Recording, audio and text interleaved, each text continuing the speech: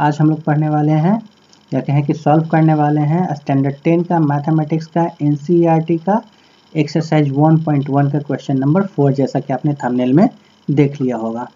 ठीक है, तो हमेशा की तरह मैं आपको बहुत ही इजी मेथड से बहुत ही अच्छे तरीके से पढ़ाने वाला हूँ, बताने वाला हूँ, ताकि फिर से इसका सॉल्यूशन जो है डायरेक्ट इस वीडियो से निकलकर डायरेक्ट आपके माइंड में जाकर सेट हो जाए। ठीक है, और एग्जाम के टाइम में फिर यहाँ से निकलकर आपके हाथों से होकर आपके कॉपी से होते हुए आपके रिजल्ट पे जाकर चमक जाए। ठीक है, तो ऐसा हमेशा से होता रहा और फिर से होगा दोस्तों।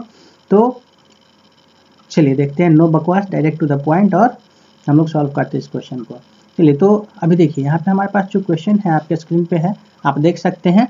आपका क्वेश्चन जो है ये कह रहा है कि use Euclid division lemma to show that the square of any positive integer is either of the form 3m और 3m+1 for some integer m। तो देखो, हमेशा से मैथ्स का या किसी भी सब्जेक्ट का ये कॉन्सेप्ट है कि पहले तो आपको क्वेश्चन समझना होगा, what the question demands, question आखिर डिमांड क्या कर रहा है वो आपको जानना बहुत ही ज़रूरी है। ठीक, उसको अगर नहीं समझेंगे तो नहीं हो पाएगा। तो यहाँ पे पहले मैं एक चीज़ आपको समझाना चाहता हूँ, उसके बाद फिर मैं क्वेश्चन पे आता हूँ, क्योंकि बिना उसके प्रॉब्लम हो जाएगा। एक चीज़ और, अगर आप सीखने आए हैं तो ठीक है, अच्छी बात है, ऐसे ही टाइम पास करने तो अलग बात है। शॉर्टकट नहीं होता है, कहने का मतलब है कि वीडियो थोड़ा लंबा जरूर होगा और आपको पूरा वीडियो देखना पड़ेगा, तब आप समझ पाएंगे चीज़ों को, अदरवाइज कोई बात नहीं। चलिए ठीक है, तो देखिए, इसलिए कि मैथमेटिक्स ऐसा चीज़ है कि एक दूसरे से बहुत कुछ जुड़ा होता है, तो डायरेक्ट क्वेश्चन हम लोग नहीं बता सकते हैं, आप नहीं समझ सकते हैं, उसके लिए दूसरे टर्म्स को आपको समझना ही होगा, है ना। तो इसलिए मैं यहाँ पे एक दूसरा चीज़ आपको समझाने की कोशिश कर रहा हूँ। क्या, एक एग्जांपल लेता हूँ मैं, that is related to remainder. ठीक है, क्योंकि यूक्लिड डिवीजन लेमा हमारा क्या होता है, आप सबको पता है कि यूक्लिड डिवीजन लेमा से that A is equal to B Q plus R plus B Q plus R. B की जगह कहीं कहीं आप बुक में डी भी देख सकते हैं, A is equal to D Q भी हम लोग कहते हैं इसे, डी क्यू प्लस आर। तो ये रिमाइंडर होता है, आर रिमाइंडर होता है, क्यू कोसेंट होता है। ठीक है, तो इसी से संबंधित एक एग्जांपल के जरिए मैं आप लोगों को कुछ समझाने जा रहा हूँ। उसके बाद फिर क्या होगा कि मैं क्वेश्चन पे आता हूँ। तो पहले जब तक उस कॉन्सेप्ट को हम लोग नहीं जान लेंगे तब तक प्रॉब्लम होगा। देखिए, फॉर एग्जांपल अगर एक नंबर मैं लेता हूँ 23, आप इसे 5 डिवाइड कर दीजिए 5 से। तो 5 से अगर आप डिवाइड करेंगे तो कितना होगा, 5 4 जा 20 और बच जाएगा आपके पास 3। तो ये जो बीच का नंबर है इसे कहते हैं ए, यानी कि 23 इज इक्वल टू बी, या डी कहते हैं इसको, ये हमारा बी हो जाएगा या फिर कहिए डी हो जाएगा। तो बी क्यू कहते हैं इसको, और आर होता है ये। तो ये ए इज इक्वल टू हमें क्या क्या, बी क्यू, यानी कि बी ये और क्यू ये, इस दोनों का मल्टीप्लाई, तो 5 मल्टीप्लाई 4 और प्लस का आर का रिमाइंडर इसको 3।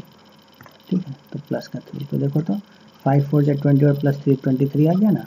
यही होता है हमारा यूक्लिड डिवीजन एल्गोरिदम। बस ये आपको एक कॉन्सेप्ट याद रखना है।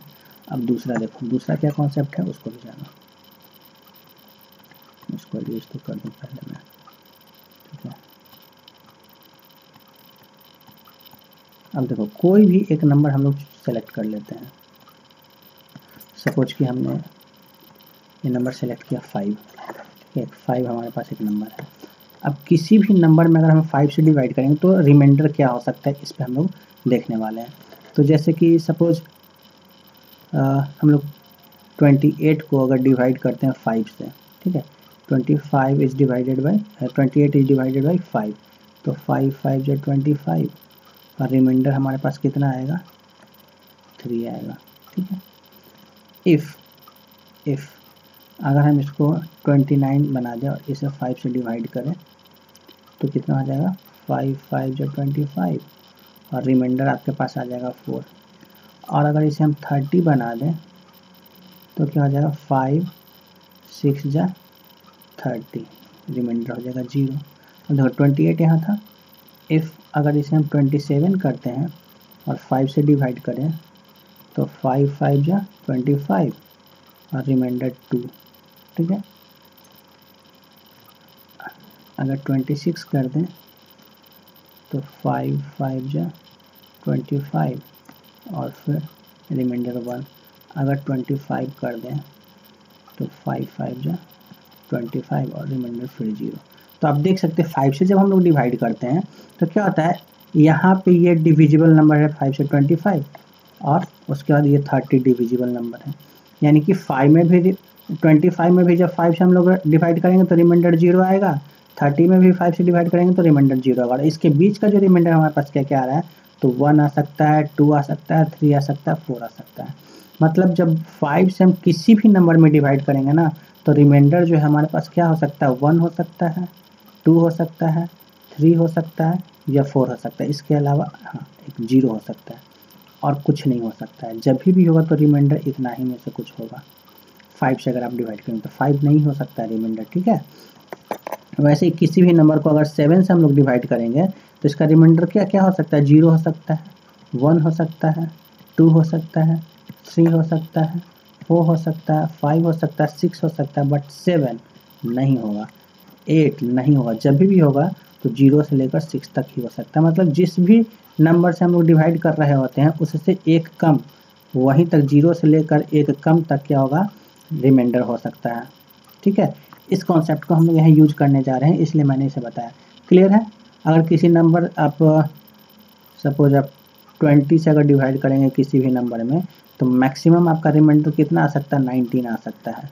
इससे कम हो सकता है, इससे ज़्यादा नहीं हो सकता है। 18, 17, 16, 15, 14, 20 12, 10 कुछ भी हो सकता है, लेकिन 20 या 21 नहीं हो सकता है, ठीक है। तो एक इसे आपको याद रखना है। चलिए अब हम लोग डायरेक्ट आते हैं क्वेश्चन पे। मैं इसे पहले क्लियर कर लूँगा स्क्रीन को, जस्ट अ मिनट।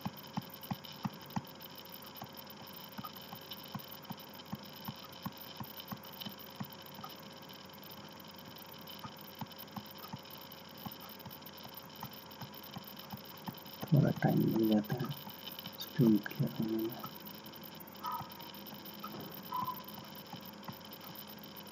हम देखिए हमारे पास क्वेश्चन क्या है, सो दैट देखो can use Euclid's division lemma to show that the square of any positive integer is either of the form 3m or 3m plus 1।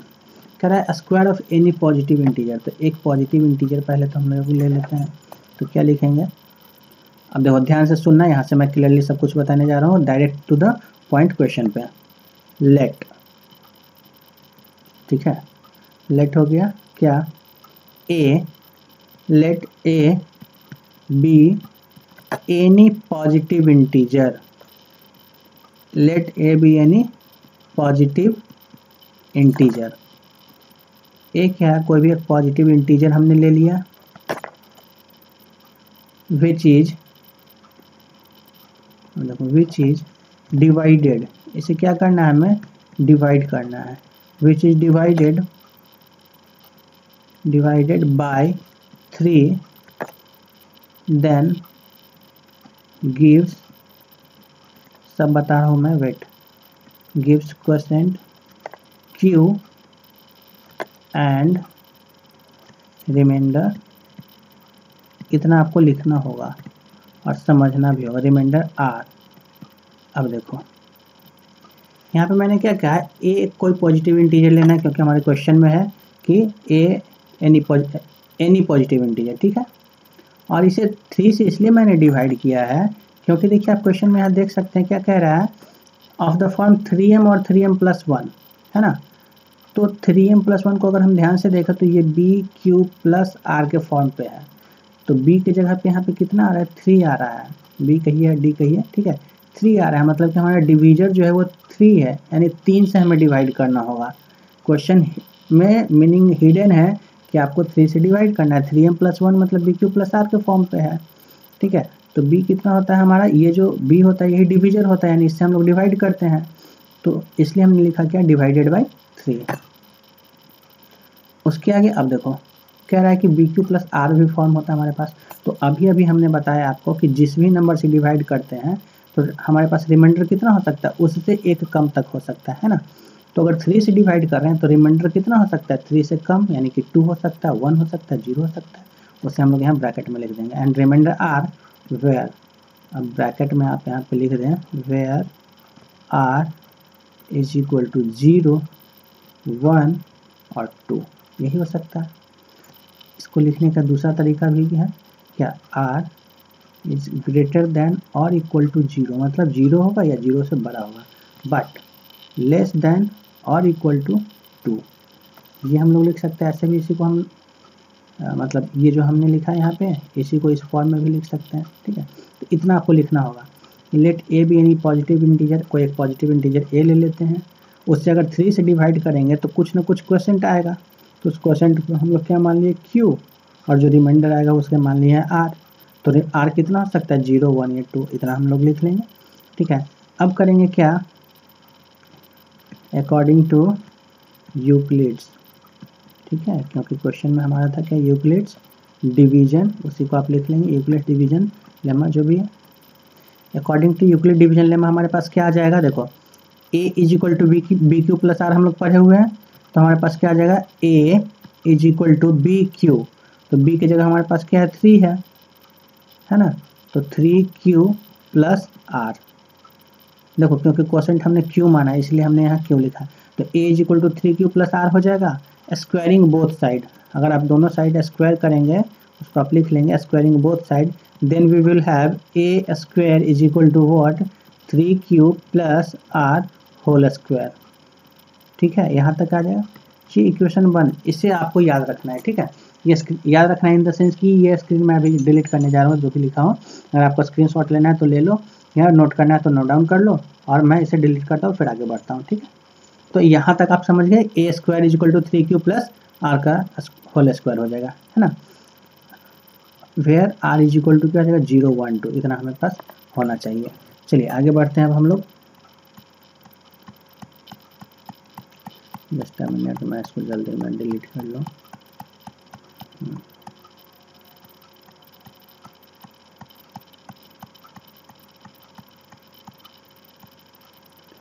देखो तो अब हमारे पास क्या आ चुका है, a square is equal to 3q plus r to the whole square, और r is equal to क्या हमारे पास है, r इज इक्वल टू 0 है, 1 है और 2 है, तो बारी बारी से करेंगे, r का वैल्यू पुट करेंगे, ठीक है। यहाँ लिख देंगे पुटिंग और put r is equal to 0, then a square is equal to क्या हो जाएगा हमारे पास 3q प्लस r की जगह पे 0 का होल स्क्वायर, यानी कि हमारे पास क्या आ जाएगा a square is equal to 3q square, 0 तो कहानी खत्म हो गया। अब देखो 3q स्क्वायर को हम ऐसा लिख सकते हैं 3 मल्टीप्लाई q स्क्वायर, अब q स्क्वायर को अगर हम m कह दें, ठीक है, तो हमारे पास फॉर्म क्या होगा, मतलब q का वैल्यू कुछ भी हो सकता है, हम उसका वैल्यू m मान लेते हैं, है ना, तो हमारे पास क्या हो गया 3m के फॉर्म पे आ गया, यानी कि स्क्वायर हमारे पास पॉजिटिव इंटीजर क्या था a था, और उसका स्क्वायर जब हमने किया तो r का 3 ही वैल्यू आ सकता है, या तो 0 आएगा, ठीक है, या तो 1 आएगा, या तो 2 आएगा, तो 0 जब हमने रखा तो हमारे पास क्या आ गया, इस तरह का फॉर्म आ गया, यानी कि 3m का फॉर्म आ गया, ठीक है। अब इसी तरह से हम लोग क्या करते हैं कि r के जगह पे 1 रख कर देखते हैं, है ना, तो r की जगह आपको 1 रख देना है, r की जगह 1 रखेंगे हम लोग, तो देखो r की जगह जब 1 रखेंगे तब क्या कंडीशन बन जाएगा हमारे पास, तब बनेगा जो हमारे पास कंडीशन वो क्या होने वाला है 3q प्लस 1 का स्क्वायर, तो यहाँ पे क्या हो जाएगा 3q प्लस 1 का होल स्क्वायर आया, तो हो जाएगा, अब देखो a प्लस बी का होल स्क्वायर, है ना, तो a स्क्वायर यानी कि यहाँ पे हो जाएगा क्या, ओह सॉरी, इसके पहले वाला जो अभी थोड़ा सा हमने ये जो बता रहे थे, एक मिनट, जब 0 हमने यहाँ पे रखा था तो 3q स्क्वायर ना होकर क्या हो जाएगा a स्क्वायर, ये 3 की जगह क्या हो जाना चाहिए 9 हो जाएगा, एक मिनट थोड़ा सा मिस्टेक हो गया, हाँ देखो यहाँ पे क्या हो जाना चाहिए था 9q का स्क्वायर, ठीक है, तो अब 9 को हम लोग क्या लिखते 3 और मल्टीप्लाई, एक मिनट थोड़ा सा यूज करना पड़ेगा मुझे, ये देखो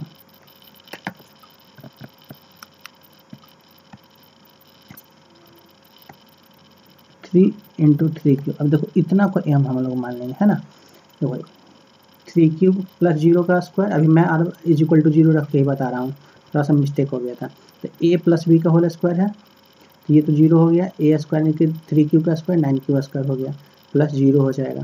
तो 3q का स्क्वायर, अब 9q को हम लोग क्या लिख सकते हैं, 3 मल्टीप्लाई 3q का स्क्वायर, इतना को हम लोग m मान लेंगे तो 3m के फॉर्म पे आ गया। बस छोटा सा मिस्टेक हुआ था। चलो अब क्या करते हैं हम लोग, 0 के जगह पे 1 रख कर देख रहे हैं, तो 0 के जगह पे हमारे पास क्या आ जाएगा, ठीक है,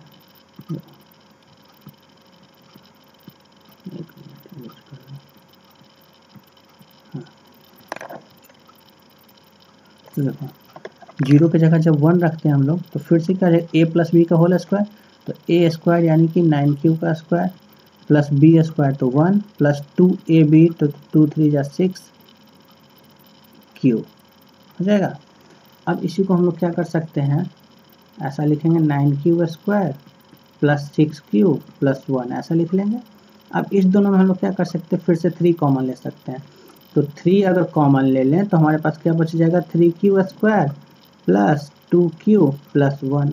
अब इतना को अगर हम लोग m मान लें तो हमारे पास फिर से फॉर्म क्या गया, 3m प्लस 1 का फॉर्म आ गया। मतलब जब 0 रखे थे तो हमारे पास 3m के फॉर्म पे आया था, और 1 रखे तो 3m प्लस 1 के फॉर्म पे आ गया। चलो तो 0 के साथ हमने चेक कर लिया, 1 के साथ चेक कर लिया, अब 2 के साथ चेक कर लेते हैं। तो 2 के साथ चेक करने के लिए हम लोग क्या करेंगे, फिर से r की जगह पे हमें क्या रखना होगा, अब 2 रख के देखना होगा, है ना। तो देखो 2 रख कर भी हम लोग चेक कर लेते हैं।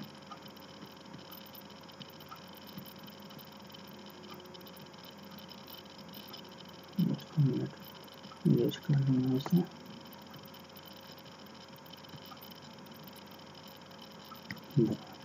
तो जब यहाँ पे हम लोग r की जगह पे 2 रख देते हैं अगर 2, तो फिर से क्या हो जाएगा, a प्लस बी का होल स्क्वायर, तो a स्क्वायर ये हो गया प्लस b स्क्वायर 4 हो जाएगा, प्लस में 2a और b ना प्लस 2ab यही होता है। तो हमारे पास अब क्या आ जाएगा, देखो 9q स्क्वायर प्लस 4 और प्लस का कितना हो जाएगा, 2 3 या 6 2 या 12q। अब इसे फिर हम लोग क्या कर सकते हैं, देखो 9q square plus 12q plus 4 ऐसा लिखेंगे, लिख सकते हैं। अब ये जो 4 जो आया हमारे पास, देखो इसी को मैं यहाँ चेंज कर दे रहा हूँ, ये जो 4 हमारे पास आया इसे हम लोग क्या लिख सकते हैं, कुछ और भी लिख सकते हैं। कुछ और क्या लिख सकते हैं, इस 4 को हमने क्या कर दिया 3 प्लस 1, ध्यान से देखो ये 9q स्क्वायर हो गया, ये 12q हो गया, 4 को हमने क्या लिख दिया 3 प्लस 1। अब इस तीनों में क्या होगा, फिर से 3 हम लोग कॉमन ले सकते हैं, तो यहाँ पे अगर 3 कॉमन ले लो तो फिर हमारे पास यहाँ क्या आ जाएगा, 3q स्क्वायर प्लस का 4q प्लस का 1 ब्रैकेट क्लोज यहाँ तक, और ये जो प्लस 1 था ये वाला आ गया। तो इतना को अगर हम लोग m मान लें तो फिर से 3m प्लस 1 के फॉर्म पे आ गया। तो देखो हमारे पास a square equal to formula क्या आ रहा था जस्ट अ मिनट, हमारे पास a square equal to formula क्या आ रहा था, 3q प्लस r का होल स्क्वायर, यही आ रहा था फॉर्मूला, है ना, यूक्लिड्स लेमा से। और r इज इक्वल टू हम लोग क्या रख सकते हैं, या तो 0 रख सकते हैं, या तो 1 रख सकते हैं, या तो 2 रख सकते हैं, इसके अलावा और कुछ तो रख नहीं सकते हैं। तीनों कंडीशन में हमने चेक कर लिया, जब 0 लिखते हैं तो हमारे पास कौन से फॉर्म पे आ गया, 3m पे आ गया। जब 1 या 2 रखते हैं तो हमारे पास कौन से फॉर्म पे आ रहा है, 3m प्लस 1 के फॉर्म पे आ रहा है। तो यही तो हमारा क्वेश्चन कह रहा था, क्वेश्चन क्या कह रहा था कि या तो वो 3m के फॉर्म पे आएगा या 3m प्लस 1 के फॉर्म पे आएगा। तो हमने देख लिया कि या तो 3m आ रहा है या 3m प्लस 1 आ रहा है हर कंडीशन में। तो आप यहाँ पे लिखेंगे हेंस प्रूव्ड, ठीक है। तो उम्मीद करता हूँ आपको अच्छे से समझ में आ गया होगा, और अगर नहीं समझ में आया तो कमेंट करेंगे, मैं आपको फिर से बताने की कोशिश करूँगा।